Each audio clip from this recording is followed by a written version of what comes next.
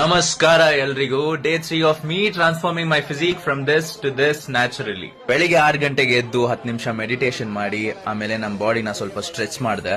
Stretch ಮಾಡಾದ್ಮೇಲೆ vegetable juice ಕುಡಿದು dry fruits ನ ಸೋಕ್ ಮಾಡಿದೆ. ಅದಾದ್ಮೇಲೆ ನಮ್ ಹುಡುಗನ್ಗೆ ಒಂದು ಗುಡ್ ಮಾರ್ನಿಂಗ್ ಹೇಳಿ ನಾನು ನಮ್ಮಮ್ಮ ವಾಕಿಂಗ್ ಹೋಗ್ಬಿಟ್ವಿ. ಇವತ್ ಸೈಕ್ಲಿಂಗ್ ಯಾಕಿಲ್ಲ ಅಂದ್ರೆ ನಾನು ಇವತ್ ಲೆಗ್ ಡೇ ಮಾಡ್ತಾ ಇದ್ದೀನಿ ಜಿಮ್ ಅಲ್ಲಿ, ಅದಕ್ಕೋಸ್ಕರ ಹೋಗಿಲ್ಲ. ಇಲ್ಲಿ ನೋಡಿದ್ರೆ ಸೈಕ್ ಆಗಿರೋ ಒಂದು ಕ್ಯೂಟ್ ಪಪ್ಪಿ ಸಿಕ್ಬಿಡ್ತು, ಮಸ್ತ್ ಆಗಿದೆ ನೋಡಿ. ಹಂಗೆ ಆ ಹುಡುಗನ್ ಮುಖಾನು ನೋಡಿ. ಅದಾದ್ಮೇಲೆ ಒಂದು ಕೋಲ್ಡ್ ಶಾರ್ ತಗೊಂಡು ಇವತ್ ಬ್ರೇಕ್ಫಾಸ್ಟ್ ಏನಂತ ನೋಡಿದ್ರೆ ಡ್ರೈ ಫ್ರೂಟ್ ಶೇಕ್, ಸ್ಪ್ರೌಟ್ಸ್, 3 ಮೊಟ್ಟೆ, ಮಿಲ್ಕ್ ನೋಡಿ, ಮಸ್ತ್ ಆಗಿದೆ ನೋಡಿ ಬ್ರೇಕ್ಫಾಸ್ಟ್ ಮಾತ್ರ ಇವತ್ತು. ಅದಾದ್ಮೇಲೆ ಒಳ್ಳೆ ನಿದ್ದೆ ಗುರು. ಎದ್ಮೇಲೆ ಲಂಚ್ ನೋಡಿದ್ರೆ ರೈಸು, ಕಾಡಂದಿ, ಯಾವ್ದೋ ಮೆಂತೆ ಸೊಪ್ಪು ಅಂತೆ, ಆಮೇಲೆ ಸಾರು, ಪಲ್ಯ. ಮಸ್ತ್ ಆಗಿ ಊಟ ಮಾಡಾದ್ಮೇಲೆ ನಮ್ ಕ್ಲೈಂಟ್ ಗೆ ವರ್ಕೌಟ್ ಸ್ಟಾರ್ಟ್ ಆಯ್ತು. ಇವತ್ತು ಅವ್ರಿಗೂ 3rd ಡೇನೆ, ಸೊ ಮಸ್ತ್ ಆಗಿ ವರ್ಕೌಟ್ ಮಾಡಿಸ್ದೆ.